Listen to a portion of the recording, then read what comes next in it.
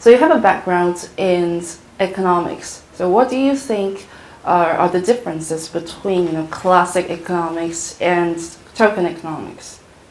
I think with token economics, I think really that's an area that's not well understood yet. And I think most of the projects, almost every project that I've seen, has not thought through well their token economics.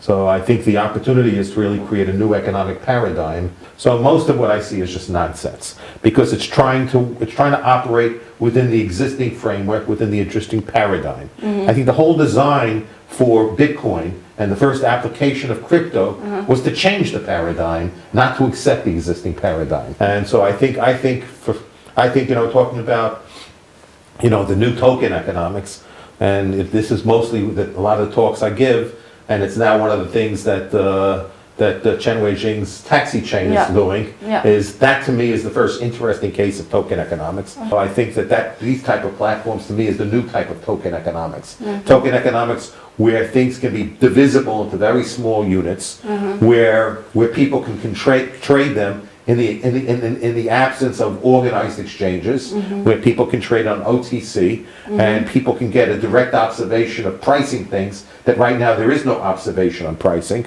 and that way we might allocate capital better, and how we share might be, I think, more equitable than we're currently sharing. So because we would eliminate to some extent exploitation that again is just basically driven by bargaining power and market structure.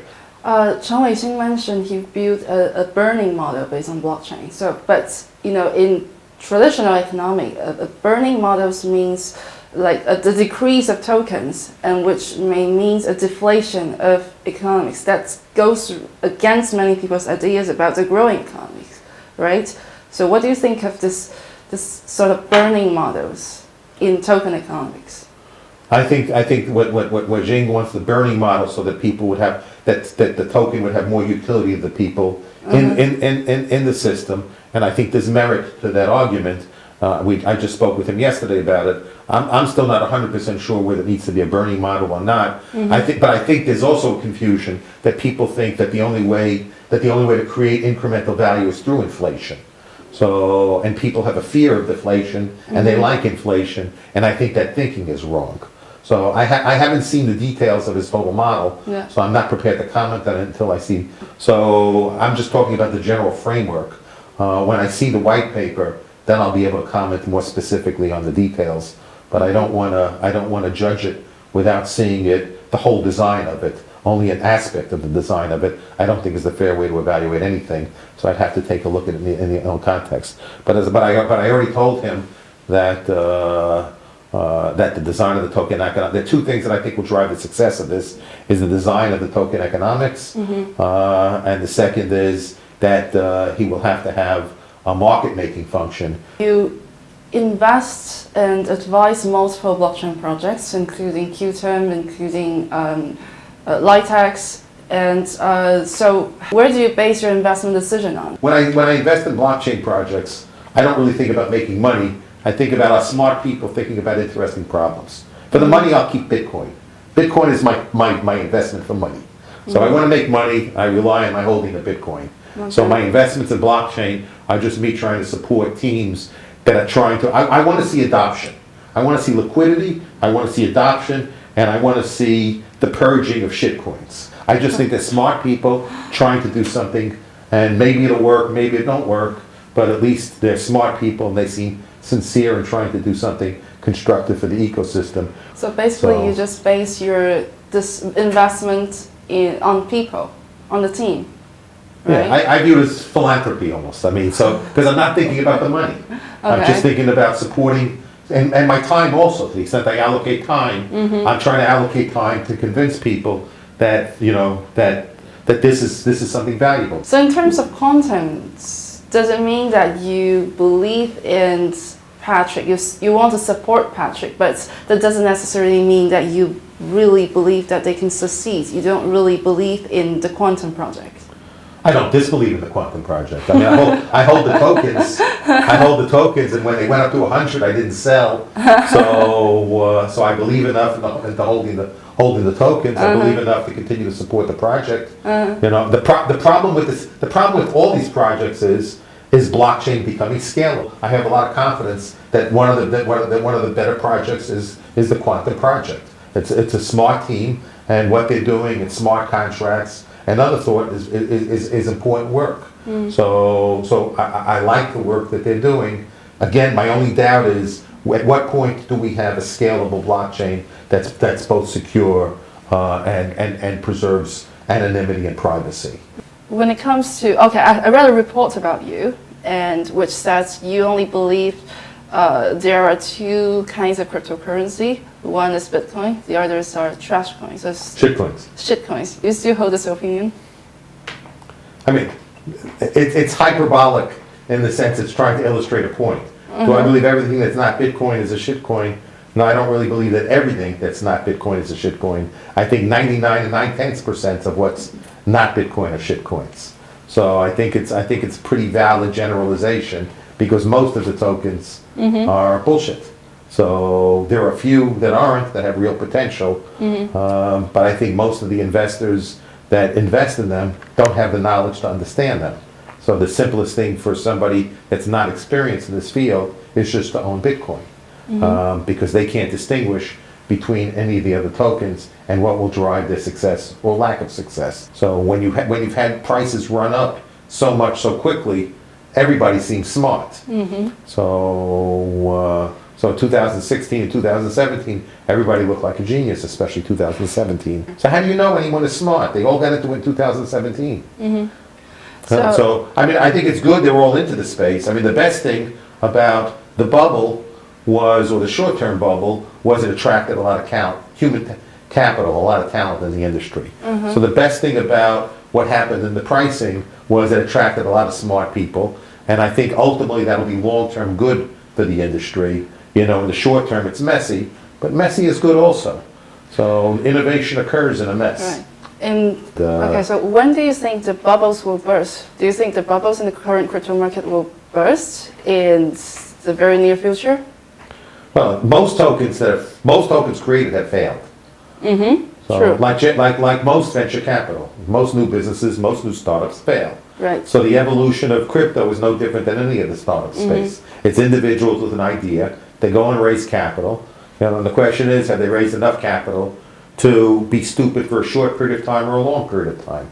I think at this stage, I think the few platforms that will succeed, and there will be set platforms that succeed, their valuations 5 years from now will be significantly higher than they are today. So whoever can pick the winning platforms today, if they hold them for 5 years, if they don't think about the price tomorrow or the next day.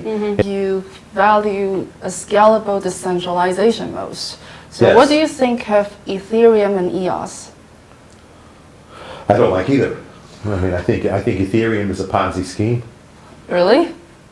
Yeah, I mean, you're putting dApps on a platform that's not scalable or secure. So how can the app be scalable or secure if the platform it's on is not scalable and secure? So I think the cleverness of consensus, you know, which is the one that basically promotes Ethereum, is to help promote people to ICOs, and it's the potential that people think getting rich doing an ICO that creates the demand for Ethereum. So I mean, I think Vitalik is a brilliant guy. You know, I've read his papers. He gives nice speeches, but ultimately that's not the direction, and he keeps just focusing on TPS. So the issue always is like in Roger Ver and Jian Wu with Bitcoin Cash. Yep. The issue is they don't want to distribute seniorage to the users of the system. They want to capture the seniorage themselves.